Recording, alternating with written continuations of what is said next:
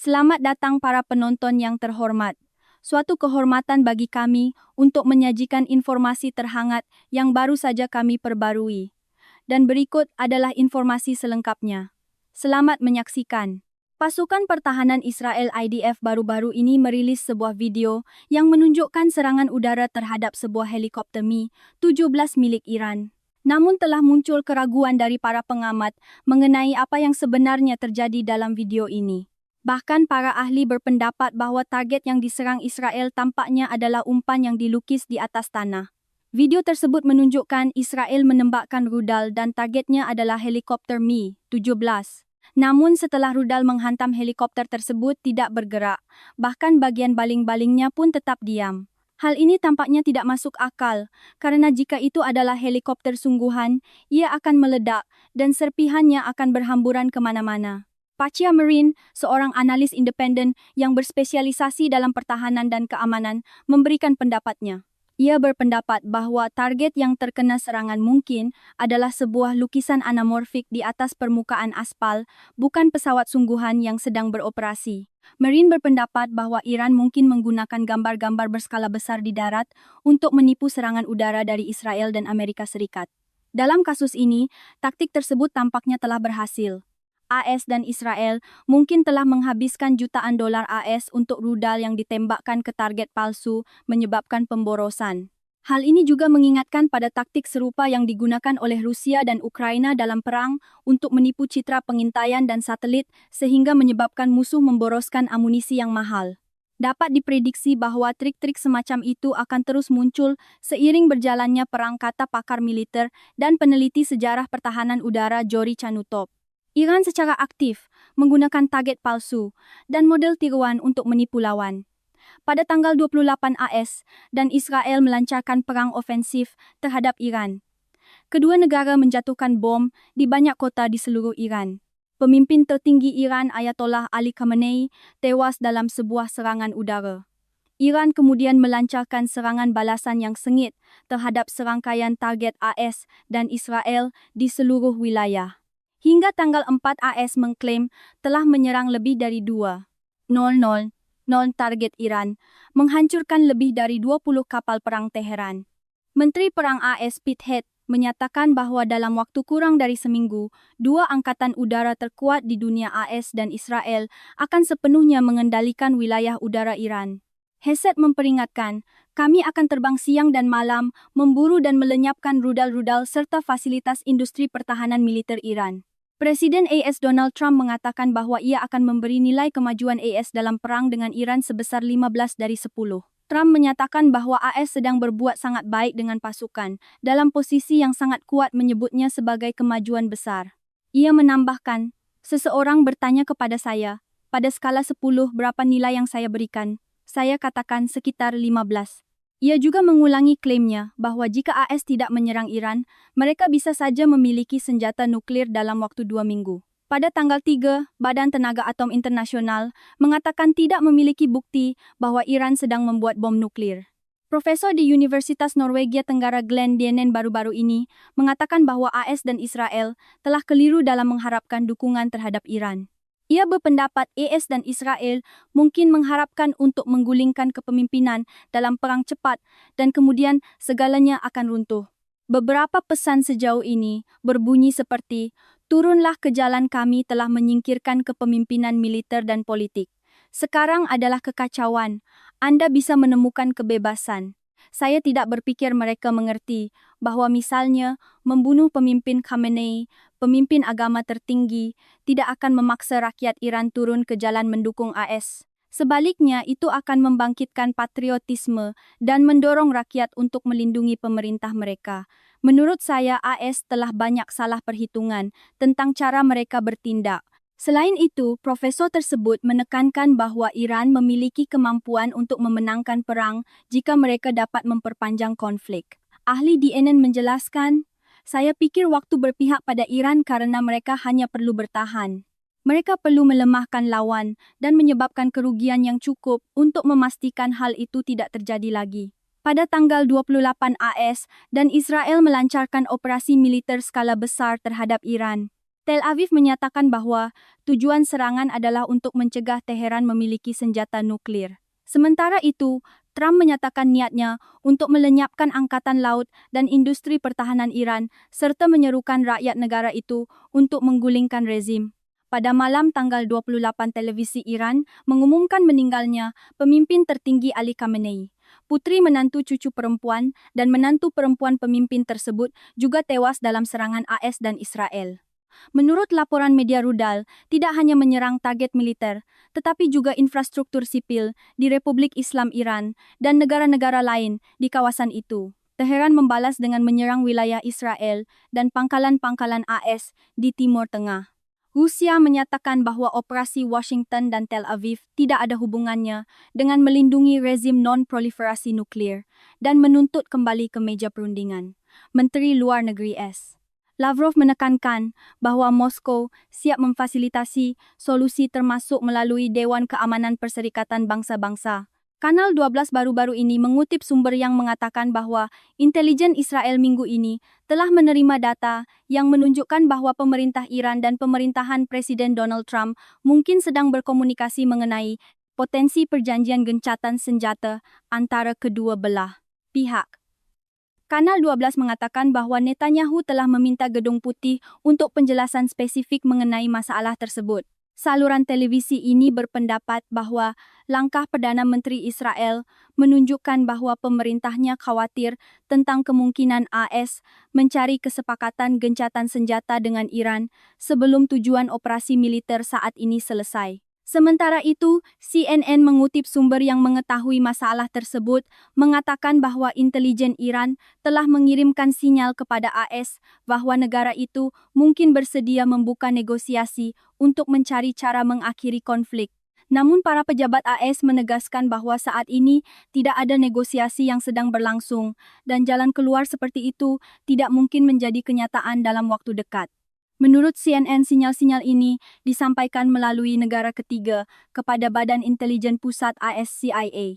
Namun hingga saat ini, saluran komunikasi ini tampaknya belum mengarah pada diskusi serius tentang solusi untuk mengakhiri permusuhan. Sebaliknya, para pejabat AS mengatakan negara itu sedang memasuki fase baru dengan intensitas yang lebih kuat dalam kampanyenya, berkoordinasi dengan Israel untuk melemahkan program rudal Iran dan mencegah negara itu memiliki senjata nuklir. Pada konferensi pers Menteri Perang AS Pete Hecht menyatakan bahwa AS baru saja memulai. Menurut para anggota parlemen AS yang diberi pengarahan oleh pemerintah pada bulan ini tentang situasi Iran, mereka belum diinformasikan tentang rencana yang jelas untuk mengakhiri konflik termasuk upaya diplomatik potensial. Para pejabat AS menegaskan belum melakukan negosiasi dengan Iran, baik secara langsung maupun melalui pihak ketiga sejak konflik pecah. Namun AS telah menerima tawaran dari beberapa negara yang ingin berperan sebagai mediator untuk membantu menyelesaikan ketegangan. Seorang utusan senior di pemerintahan Presiden Trump mengatakan, sejak situasi meningkat menjadi konflik militer kami telah menerima banyak kontak. Utusan khusus Presiden Trump, Steve W. Chop, yang telah memimpin 3 putaran perundingan dengan Iran sejak awal tahun, belum berkomunikasi dengan Menteri Luar Negeri Iran Abbad Araghchi sejak permusuhan pecah. Menurut pejabat senior pemerintah AS, Chop juga belum berbicara dengan pejabat keamanan nasional utama Iran, Ali Larijani. Pejabat AS itu menekankan, kami tidak menggunakan siapapun sebagai mediator. Ini adalah tindakan militer dan harus ditangani sesuai prosedur. Sementara itu, Presiden Trump juga memberikan pandangan yang berbeda mengenai kemungkinan dialog dengan Iran.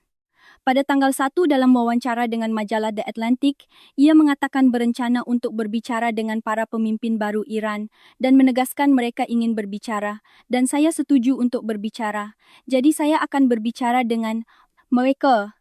Namun, hanya sehari kemudian ia menyatakan bahwa sudah terlambat untuk bernegosiasi.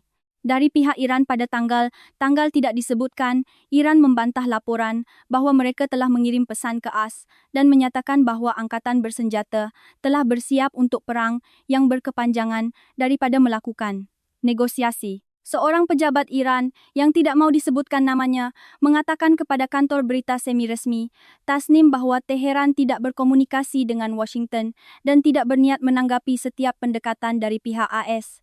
Pejabat ini menegaskan bahwa tidak ada pesan yang dikirim dari Iran ke AS dan juga tidak akan ada tanggapan terhadap pesan-pesan dari AS. Selain itu, pejabat ini mengatakan bahwa militer Iran telah siap untuk konfrontasi jangka panjang. Pernyataan itu dikeluarkan setelah Axios mengutip seorang pejabat AS dan sumber yang mengetahui masalah tersebut, mengatakan bahwa para pejabat Iran telah mengirim pesan ke AS dalam beberapa hari terakhir, tetapi tidak mendapat tanggapan. Reaksi Teheran dianggap sebagai upaya untuk menolak anggapan bahwa saluran diplomatik di belakang layar sedang diaktifkan ketika pertempuran di kawasan itu meningkat. Pada tanggal 4, kantor berita ISNA mengutip seorang pejabat militer senior Iran yang menyatakan bahwa Teheran dapat menargetkan fasilitas nuklir di Mona di Israel Selatan yang dianggap sebagai jantung program senjata nuklir negara itu. Menurut pejabat tersebut, jika Washington dan Tel Aviv mengejar tujuan perubahan rezim di Iran, rudal-rudal kuat terakhir, Teheran akan diarahkan ke Dimona sambil menyerang seluruh infrastruktur energi di seluruh Timur Tengah. Orang ini menekankan bahwa ini adalah skenario yang telah disiapkan oleh Iran. Fasilitas nuklir Dimona terletak di gurun Negev sekitar 13 km tenggara kota Dimona.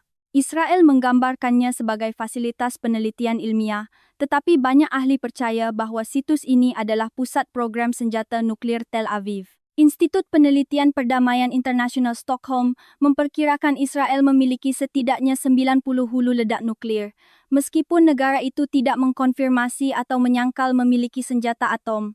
Pernyataan dari pihak Iran muncul di tengah perdebatan tentang tujuan operasi militer terhadap Teheran. Menteri Perang AS Pithead mengatakan operasi itu tidak bertujuan untuk perubahan rezim. Sementara itu, Presiden AS Donald Trump berulang kali menyerukan rakyat Iran untuk merebut kekuasaan setelah serangan udara berakhir, dengan alasan bahwa itu adalah kesempatan langka dalam beberapa generasi.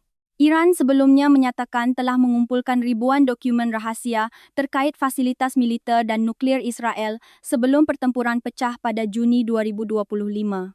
3 bulan kemudian, media pemerintah Iran merilis gambar dokumen yang menurut Teheran terkait dengan program nuklir Tel Aviv, termasuk salinan paspor para ilmuwan dan informasi lokasi banyak fasilitas militer Israel. Pada tanggal 4, Senat AS menolak resolusi yang bertujuan untuk membatasi wewenang Presiden Donald Trump dalam melanjutkan operasi militer di Iran sehingga membuka jalan bagi Gedung Putih untuk mempertahankan kampanye militer yang sedang meningkat di Timur Tengah. Secara spesifik dengan perbandingan suara 47,53, Senat yang dikendalikan oleh Partai Republik menolak resolusi kekuatan perang yang menuntut Presiden untuk menghentikan tindakan militer terhadap Iran tanpa persetujuan Kongres.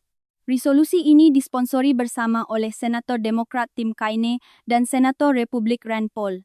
Hasil pemungutan suara mencerminkan perpecahan yang mendalam antara kedua partai di Kongres AS.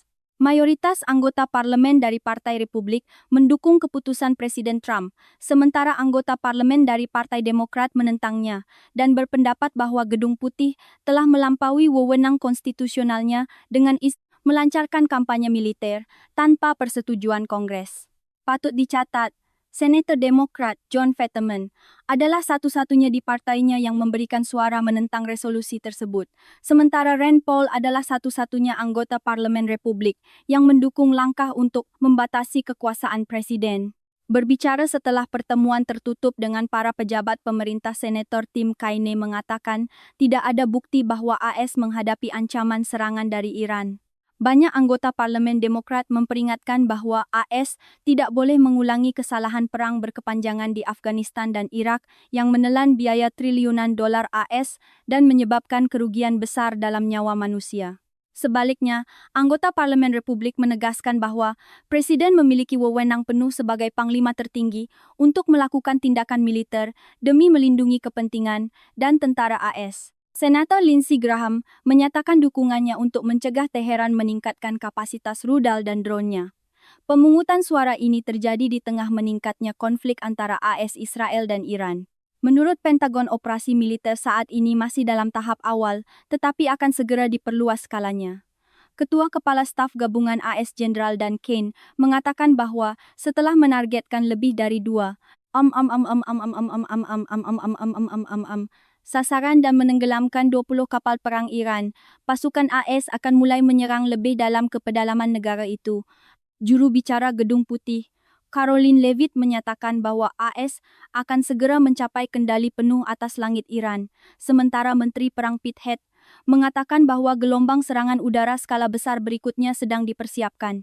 Namun Gedung Putih saat ini tidak memiliki rencana untuk mengerahkan pasukan darat di Iran, meskipun Presiden Trump membiarkan kemungkinan itu terbuka di masa depan. Sejalan dengan perkembangan militer, pemerintah AS juga membahas kemungkinan menggunakan undang-undang produksi pertahanan untuk mempercepat produksi amunisi.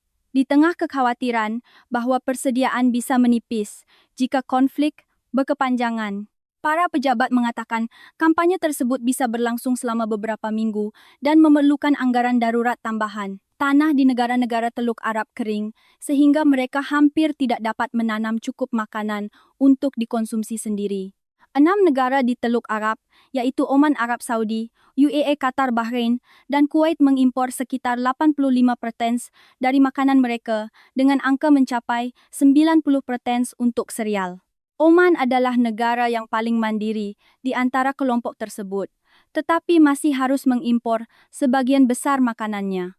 Menurut data dari perusahaan analisis komoditas Kepler, dari sekitar 30 juta ton sereal yang diimpor ke Teluk tahun lalu, sekitar 14 juta ton dikirim ke Iran dan sebagian besar melewati Selat Hormuz.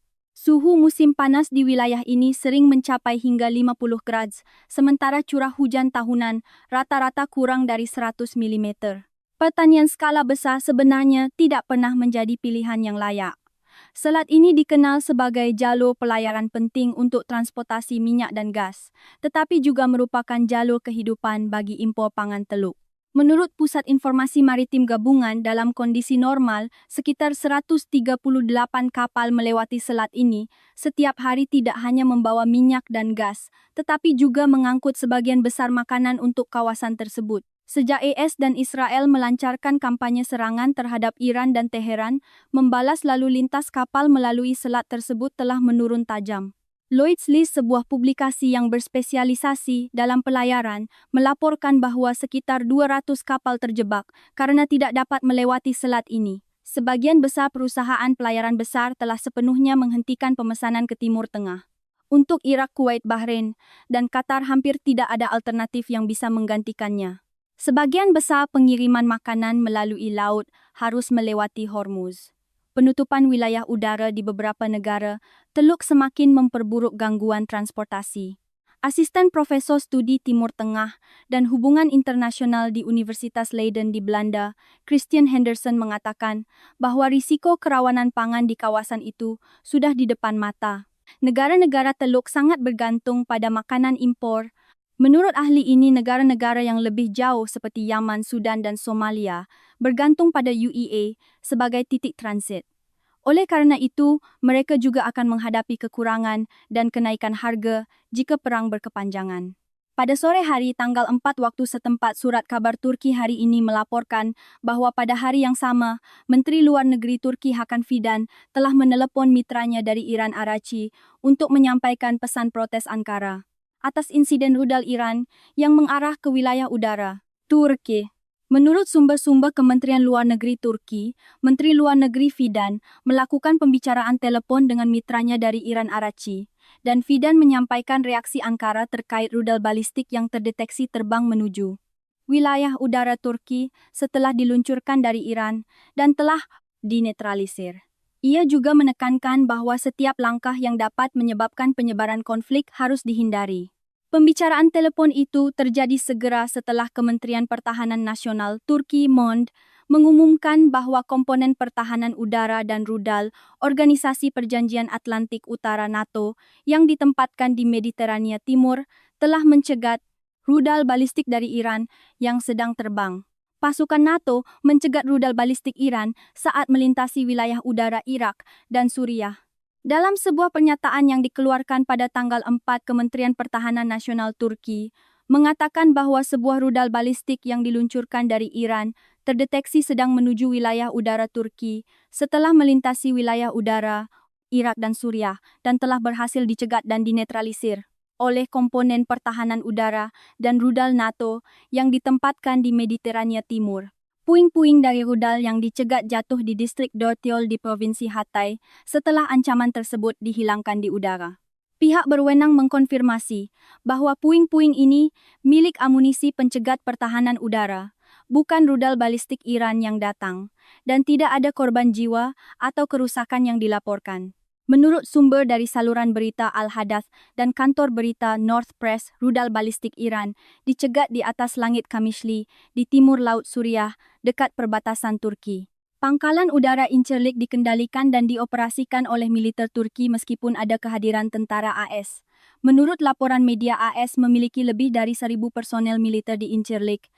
Kementerian Pertahanan Nasional Turki mengatakan, tekad dan kemampuan Turki dalam menjamin keamanan negara dan rakyatnya berada pada tingkat tertinggi. Pernyataan dari Kementerian Pertahanan Nasional Turki menyatakan bahwa negara itu berpihak pada stabilitas dan perdamaian regional dan memiliki kemampuan yang cukup untuk menjamin keamanan wilayah dan rakyatnya tidak peduli dari mana ancaman itu berasal. Pernyataan dari Kementerian Pertahanan Nasional Turki juga menekankan bahwa semua langkah yang diperlukan untuk melindungi wilayah dan wilayah udara kami akan diambil dengan tegas dan tanpa ragu-ragu. Kami mengingatkan semua pihak bahwa hak untuk menanggapi setiap tindakan permusuhan terhadap negara kami tetap dilindungi. Turki memperingatkan para pihak untuk tidak mengambil langkah-langkah yang dapat menyebabkan konflik menyebar lebih luas di kawasan itu dan menyatakan akan terus berkonsultasi dengan NATO dan sekutu lainnya mengenai masalah ini.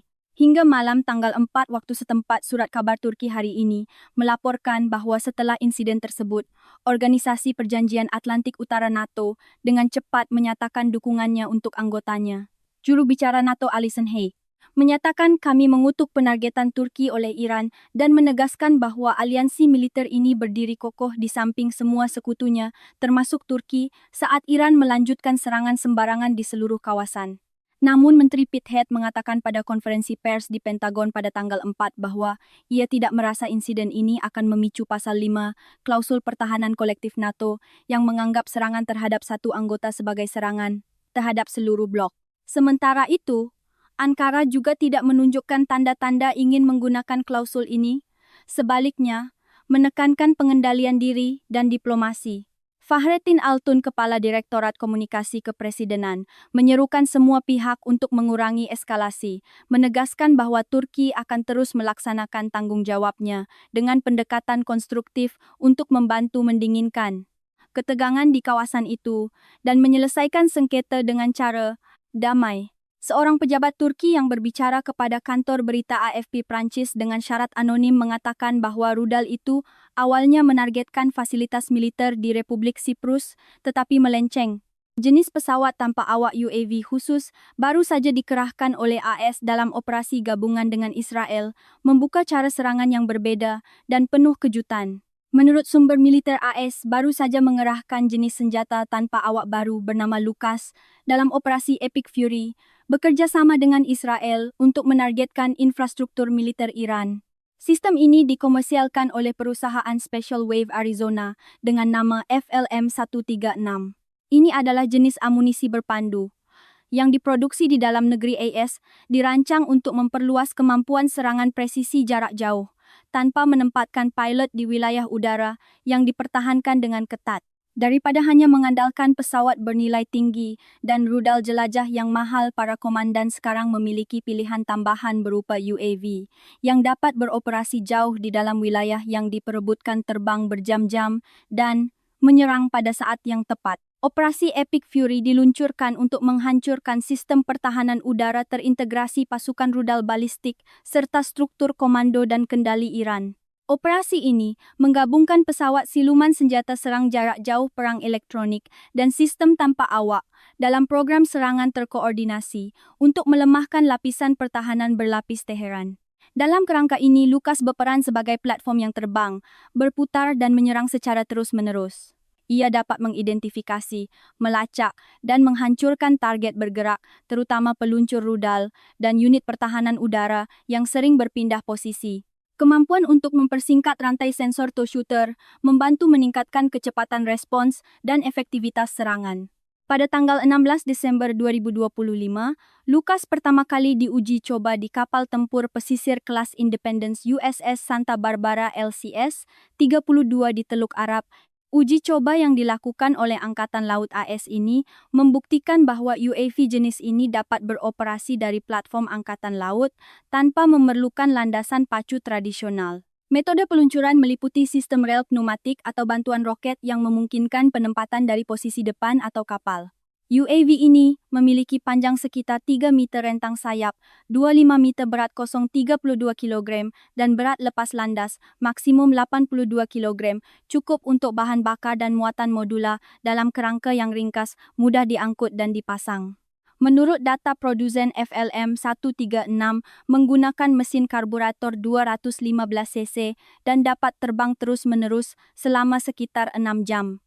Kecepatan jelajahnya mencapai 101 km jam dan kecepatan maksimum 185 km jam saat manuver cepat atau serangan akhir diperlukan.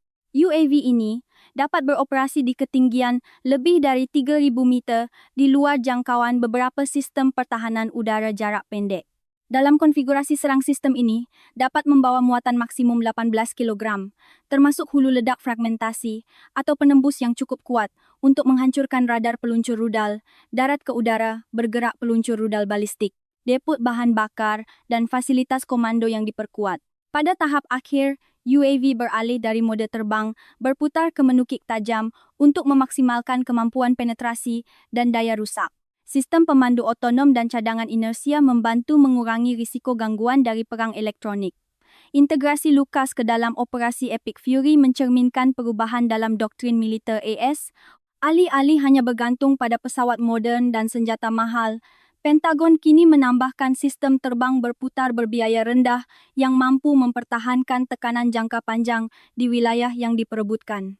Pada tanggal 5 surat kabar Turki hari ini, mengutip laporan situasi dari Komisioner Tinggi PBB untuk pengungsi UNHCR yang dirilis pada tanggal 4 yang menyatakan telah terjadi gelombang migrasi signifikan dari ibu kota Iran Teheran. Polisi lalu lintas mencatat antara 1.000 hingga 2.000 kendaraan meninggalkan kota setiap hari, sebagian besar bergerak menuju provinsi-provinsi utara. Meskipun jumlah pengungsi internal melonjak, UNHCR mengatakan pergerakan lintas batas saat ini masih relatif stabil. Pos perbatasan Islam Kala dengan Afghanistan tidak mencatat perubahan signifikan. Sementara pos perbatasan Milak telah dibuka kembali pada tanggal tidak disebutkan. Stabilitas relatif di titik-titik perbatasan sangat kontras dengan kekacauan di dalam Iran, di mana jumlah total pengungsi internal kini telah mencapai sekitar 275.400 orang. UNHCR memperingatkan bahwa serangan udara AS dan Israel telah memperburuk konteks kemanusiaan yang sudah rapuh di kawasan itu. Daerah-daerah yang terkena dampak sebelumnya adalah rumah bagi 24,6 juta orang yang terpaksa mengungsi bahkan sebelum pertempuran baru meletus. Banyak dari mereka telah menghadapi risiko perlindungan yang serius dan kebutuhan kemanusiaan yang besar di samping tekanan pada komunitas tuan rumah. Komunitas penerima di Afghanistan, Iran, dan Lebanon kini menghadapi risiko perlindungan yang semakin meningkat, menimbulkan kekhawatiran tentang kapasitas sistem bantuan yang sudah kelebihan beban untuk menerima gelombang pengungsi baru. Ketegangan antara dua sekutu NATO AS dan Spanyol kini menunjukkan tanda-tanda memanas setelah Spanyol menolak untuk berpartisipasi dalam kampanye militer AS terhadap Iran. Pada tanggal 4, Gedung Putih mengatakan bahwa Spanyol telah setuju untuk bekerja sama dengan militer AS setelah Presiden Donald Trump mengancam akan memutus perdagangan bilateral. Tetapi Madrid membantah telah mencapai kesepakatan semacam itu. Sehari sebelumnya, Trump menyatakan akan mengakhiri hubungan dagang dengan Madrid karena sikapnya yang menentang serangan udara AS dan Israel terhadap Iran. Ketika ditanya tentang masalah ini, pada tanggal 4 Sekretaris Pers Gedung Putih, Caroline Leavitt mengatakan bahwa ia diberitahu bahwa Spanyol telah menyerah. Leavitt mengatakan dalam konferensi pers, "Saya pikir mereka mendengar pesan Presiden kemarin dengan sangat jelas. Sepengetahuan saya dalam beberapa jam terakhir, mereka telah setuju untuk bekerja sama dengan militer AS. Namun ia tidak memberikan rincian lebih lanjut tentang pesan Trump. Menteri Luar Negeri Spanyol, José Manuel Álvarez, membantah bahwa negaranya telah mencapai kesepakatan semacam itu. Álvarez mengatakan kepada stasiun radio Spanyol Cadena SER, "Saya sepenuhnya menolaknya. Saya mendengar pernyataan ini dalam perjalanan ke sini dan sempat meninjaunya dan mendengarkannya kembali sedikit. Sikap pemerintah Spanyol tentang perang di Timur Tengah dan pengeboman Iran terkait penggunaan pangkalan kami sama sekali tidak berubah. Jadi saya sepenuhnya dan terus terang menolak ini. Saya tidak tahu apa maksudnya atau dari mana asalnya." Trump telah mengangkat kemungkinan memberlakukan embargo perdagangan terhadap Madrid karena negara itu menolak mengizinkan pesawat AS menggunakan pangkalan angkatan laut dan udara yang dioperasikan bersama di Spanyol Selatan untuk melakukan operasi serangan terhadap Teheran. Spanyol menganggap pengeboman oleh AS dan Israel terhadap Iran sebagai tindakan sembrono dan tidak sah.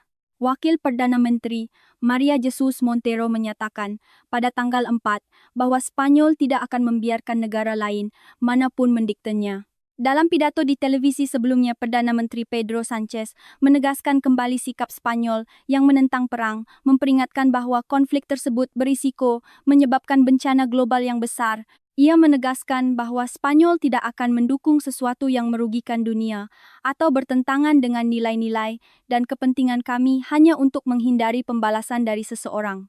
Ia memperingatkan tentang konsekuensi negatif berantai dari perang Irak, mulai dari meningkatnya terorisme, jihadis, hingga meroketnya harga energi, untuk berargumen bahwa konsekuensi dari serangan terhadap Iran sama kabur dan tidak dapat diprediksi. Spanyol sejauh ini menghindari partisipasi dalam kegiatan pertahanan, bahkan ketika Inggris, Prancis, dan Yunani telah mengirimkan senjata ke Siprus yang diserang oleh UAV pada bulan tanggal tidak disebutkan. Perdana Menteri Inggris Keir Starmer mengizinkan penggunaan pangkalan Inggris untuk melakukan serangan pertahanan terhadap senjata Iran. Komisi Eropa mengatakan dalam sebuah pernyataan pada tanggal 4 bahwa mereka mengharapkan AS untuk mematuhi perjanjian perdagangan dengan Uni Eropa dan menyatakan solidaritas penuh dengan negara-negara anggota, tetapi tidak menyebutkan Spanyol secara spesifik. UE menuntut negara-negara ketiga untuk memperlakukan blok tersebut sebagai serikat pabean yang terpadu. Pada tanggal 5 saat konflik di Iran memasuki hari kelima, Menteri Luar Negeri Tiongkok Wang Yi melakukan pembicaraan telepon terpisah dengan Wakil Perdana Menteri dan Menteri Luar Negeri Uni Emirat Arab UAE Abdullah bin Zayed Al Nahyan dan Menteri Luar Negeri Arab Saudi Faisal bin Farhan Al Saud. Dalam pembicaraan telepon dengan Abdullah, Wang Yi menegaskan kembali posisi prinsip Tiongkok mengenai situasi saat ini di Iran. Ia berpendapat bahwa penyebaran perang tidak menguntungkan pihak manapun dan rakyat di kawasan itu akan menjadi satu-satunya yang menanggung akibatnya. Menurutnya, garis merah untuk melindungi warga sipil dalam konflik tidak boleh dilanggar. Target non-militer, seperti energi, ekonomi, dan mata pencaharian rakyat tidak boleh diserang. Sementara keamanan jalur pelayaran harus dipertahankan. Ia mengatakan Tiongkok menghargai upaya perdamaian UAE dan menyambut baik pernyataan Konferensi Menteri Luar Negeri Luar Biasa Dewan Kerja Sama Teluk GCC yang menegaskan pentingnya dialog dan diplomasi sebagai satu-satunya jalan untuk mengatasi krisis saat ini dan melindungi keamanan regional.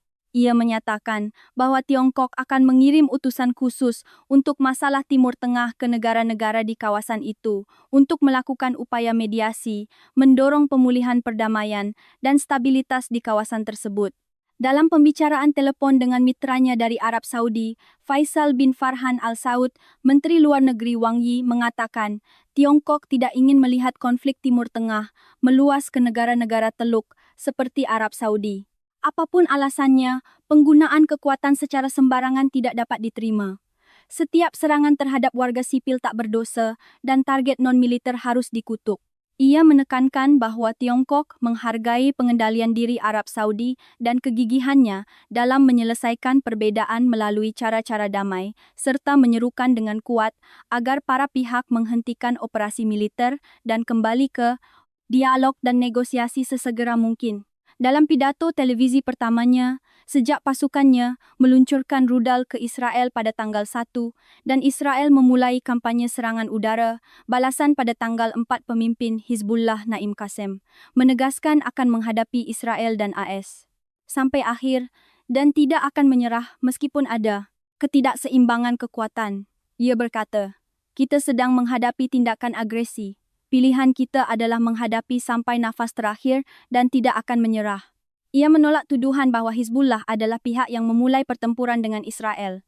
Pemimpin pasukan yang didukung Iran di Lebanon itu menekankan bahwa Hizbullah dan gerakan Islamis sedang menanggapi tindakan serangan dari Israel dan AS. "Ini adalah hak yang sah bagi kami. Ini adalah perang yang menentukan." Konflik Timur Tengah telah meluas ke Lebanon awal pekan ini ketika Hizbullah melakukan serangan ke wilayah Israel sebagai pembalasan atas kematian pemimpin tertinggi Iran, Ali Khamenei. Israel kemudian mengerahkan tentara ke kota-kota dan desa-desa di Lebanon Selatan. Para pejabat Lebanon mengatakan operasi Israel hingga saat ini telah menewaskan sedikitnya 72 warga sipil Lebanon dan lebih dari 83.000 orang terpaksa meninggalkan rumah mereka.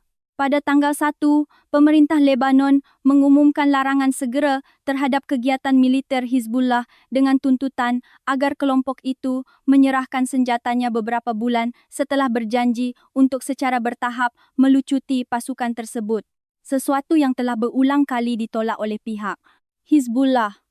Dalam pidato terbarunya, Qassem mengkritik keputusan pemerintah Lebanon dengan mengatakan mereka semakin tenggelam dalam kesalahan dan mengikuti tuntutan lama Israel dengan menahan Hizbullah.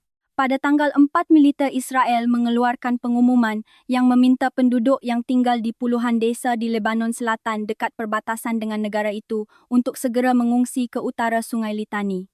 Juru bicara militer Israel memperingatkan di media sosial X bahwa jika penduduk memutuskan untuk bergerak ke selatan sungai, mereka akan mempertaruhkan nyawa. Wilayah di selatan Sungai Litani mencakup sekitar 8% dari wilayah Lebanon, sebagian besar terletak di sepanjang perbatasan dengan Israel. Pemerintah Lebanon mengatakan telah sepenuhnya menghilangkan kehadiran militer Hizbullah di sana dalam beberapa bulan terakhir. Perintah evakuasi dikeluarkan setelah serangan udara Israel pada malam hari di Heret-Hreik pinggiran tenggara Beirut yang menghantam sebuah hotel. Serangan lain menargetkan kota Aramaun dan Saadiyat tepat di selatan Bandara Internasional Beirut menyebabkan banyak korban. Gelombang serangan keempat menghantam kota Baalbek di timur menyebabkan banyak korban jiwa. Keempat serangan udara itu terjadi tanpa peringatan sebelumnya. Kota gurun Dubai di Uni Emirat Arab UEA telah lama menyambut orang-orang kaya yang tertarik oleh pajak rendah keamanan, kemewahan dan pemerintahan yang ramah bisnis. Namun ketika kehidupan impian itu terancam oleh rudal Iran yang melintas di langit, beberapa orang bersedia mengeluarkan sejumlah besar uang untuk mencari jalan keluar di tengah penutupan sebagian wilayah udara UEA. Mengacu pada kebakaran yang meletus setelah puing-puing rudal menghantam sebuah hotel mewah di dekat rumahnya di Palem Jumeirah, kepulauan buatan yang melambangkan kemewahan kota. Itu seorang ibu 2 anak dari Turki mengatakan, "Ketika kami melihat api membubung, kami berkata, sudah waktunya untuk pergi." Dia bersama suami dan 2 anak kecilnya membayar 20 sen untuk terbang dari negara tetangga di Oman ke Maladewa, di mana mereka berencana menunggu sampai pertempuran mereda. Untuk mencapai ibu kota Oman Muscat, mereka harus berkendara selama 6 jam melintasi gurun. Mengacu pada pencegatan rudal di udara, dia berkata, "Kami sangat khawatir, terutama karena anak-anak. Ketika mereka mendengar ledakan keras, mereka sangat takut." Dia berpendapat bahwa jika konflik berkepanjangan akan semakin sulit untuk pergi dan khawatir Arab Saudi mungkin akan ikut berperang. Dubai telah membangun citranya sebagai taman bermain bagi orang kaya dan terkenal rumah bagi gedung tertinggi di dunia pusat perbelanjaan raksasa dengan arena ski dalam ruangan taman hiburan besar dan hotel-hotel mewah. Namun statusnya sebagai pusat yang aman dan stabil di wilayah yang bergejolak kini terancam. Menjadi target lebih dari 800 drone dan 200 rudal sejak akhir pekan lalu yang menewaskan 3 orang UEA menanggung beban terbesar dari kampanye pembalasan Iran di seluruh teluk. Bandara dan fasilitas minyak termasuk di antara target yang diserang. Beberapa pemerintah asing termasuk Inggris dan Jerman sedang mengirim pesawat ke Oman untuk mengevakuasi warganya. Sementara jumlah penerbangan komersial yang beroperasi dari Bandara UAE dikurangi, kalangan super kaya di Dubai mulai meninggalkan pusat bisnis yang gemerlap ini dengan segala cara yang memungkinkan. Mereka rela menghabiskan ratusan ribu dolar untuk melarikan diri dari perang regional yang mereka khawatirkan belum akan berakhir. Jean Philip, manajer hubungan masyarakat dan periklanan di Air Charter Service, sebuah perusahaan pialang yang mengorganisir penerbangan pribadi di seluruh dunia, mengatakan permintaan pasti meningkat. Kami telah mengatur beberapa penerbangan evakuasi dan masih banyak lagi yang dijadwalkan hari ini dan besok. Sebagian besar berangkat dari Muscat bagi mereka yang ingin meninggalkan Dubai. Philip mengatakan harga meroket karena kekurangan pesawat karena banyak yang harus tetap di darat akibat penutupan bandara. Operator jet pribadi juga ragu-ragu untuk terbang karena masalah keamanan. Rute melalui darat adalah yang paling umum, tetapi kemacetan di perbatasan dengan UAE membuat banyak orang harus menunggu 3 hingga 4 jam untuk melewati pos pemeriksaan. Menurutnya, jika konflik berkepanjangan, jumlah pesawat yang tersedia akan semakin langka. Mayed S., koordinator operasi di Indojet di Dubai, mengatakan permintaan sewa jet pribadi untuk meninggalkan UAE melonjak di kalangan orang kaya dari negara-negara barat. Banyak yang pergi melalui Arab Saudi di mana bandara masih beroperasi, meskipun mendapatkan visa kekerajaan itu menjadi tantangan bagi beberapa pengungsi. Bagi mereka yang terjebak dengan pendapatan lebih sederhana perjalanan, mencari tempat aman lebih sulit. Seorang pria Inggris yang tinggal di sini mengatakan mendapatkan penerbangan komersial dari Muscat sangat sulit baginya, istrinya yang sedang hamil dan putra mereka yang berusia 3 tahun. Dia berkata, harga tiket sangat tinggi dan kursi habis sangat cepat saat Anda mencoba memesan. Mereka akhirnya berhasil memesan penerbangan ke kota Hyderabad di India. Dari sana mereka akan terbang lagi ke Thailand. Dia berbagi, putra, saya belum mengerti apa yang sedang terjadi, tetapi jelas ini membuatnya tidak nyaman, dan istri saya juga sangat khawatir. Meskipun begitu, kami sangat mencintai Dubai dan menganggapnya sebagai rumah kami. Kami sepenuhnya berniat untuk kembali setelah bayi lahir, dan semuanya tenang. Pada tanggal 4, Menteri Keuangan AS, Scott Bend, mengatakan bahwa pemerintah AS mungkin akan segera menerapkan tarif 15% yang telah disebutkan sebelumnya. Ketika ditanya tentang waktu pemberlakuannya, Ben mengatakan tarif baru itu bisa diterapkan suatu saat dalam minggu ini. Sebelumnya, pemerintahan Presiden Donald Trump telah memperingatkan kemungkinan menaikkan tarif impor menjadi 15%, tetapi baru menerapkan tarif 10% dan belum mengumumkan waktu spesifik untuk kenaikan tersebut. Tarif baru ini diperkenalkan oleh Presiden Trump setelah Mahkamah Agung AS memutuskan bahwa tarif sebelumnya yang ia berlakukan adalah melanggar hukum. Setelah putusan ini, Presiden Trump menyatakan akan mempertahankan kebijakan tarif berdasarkan dasar hukum yang berbeda, tetapi cakupan global dari tarif ini lebih terbatas. Menurut Menteri Keuangan Scott Bend, tarif baru ini didasarkan pada pasal 122 dari Undang-Undang Perdagangan AS dan dapat dipertahankan untuk jangka waktu maksimum 150 hari. Ia berpendapat bahwa setelah periode ini tarif tersebut dapat disesuaikan kembali ke tingkat semula. UAE telah menerima jaminan bahwa AS dapat mengecualikan blok tersebut dari kenaikan tarif. Namun juru bicara perwakilan dagang AS Jamieson Greer dan juru bicara Komisi Eropa Eric Mamer menolak berkomentar mengenai informasi tersebut. Setelah putusan Mahkamah Agung AS, masa depan beberapa perjanjian perdagangan yang ada, termasuk perjanjian dengan Inggris, masih belum jelas. UAE sebelumnya juga telah bernegosiasi dengan AS dan mencapai kesepakatan mengenai tarif 15% untuk sebagian besar ekspor blok tersebut ke pasar AS, sementara diharapkan dapat menghapus tarif pada banyak barang AS yang diimpor ke Eropa. Namun, mengingat perkembangan baru dalam kebijakan tarif AS, UAE telah menangguhkan sementara persetujuan perjanjian ini sampai ada kejelasan lebih lanjut mengenai kebijakan perdagangan Washington. Pada tanggal 4, polisi Jerman harus mengevakuasi sementara stasiun kereta api pusat di kota Bremen dan Hamburg setelah menerima ancaman bom yang menyebabkan gangguan sementara pada lalu lintas kereta api di area tersebut. Menurut pengumuman polisi, stasiun pusat Bremen ditutup setelah seseorang menelepon pusat panggilan darurat polisi dan mengatakan ada bahan peledak yang diletakkan di area stasiun. Segera setelah itu, semua penumpang dan staf diminta untuk meninggalkan gedung, sementara layanan kereta dihentikan sementara. Pasukan polisi lokal, polisi federal, dan pemadam kebakaran dikerahkan ke lokasi kejadian. Sebuah robot khusus polisi digunakan untuk memeriksa dan memindai dengan sinar X sebuah benda mencurigakan di jalur kereta. Namun setelah pemeriksaan pasukan tidak menemukan bahan peledak dan mencabut peringatan keamanan. Insiden ini menyebabkan gangguan pada operasi perusahaan kereta api Jerman Deutsche Bahn di Bremen. Banyak kereta tidak bisa masuk atau meninggalkan stasiun untuk sementara waktu. Setelah stasiun dibuka kembali, layanan kereta dilanjutkan, meskipun beberapa kereta masih mengalami keterlambatan hingga sekitar 2 jam. Pada hari yang sama, polisi juga mengerahkan pasukan di stasiun pusat Hamburg setelah menerima informasi tentang ancaman bom. Pasukan melakukan evakuasi penumpang di stasiun sambil mengerahkan anjing pelacak untuk memeriksa area tersebut.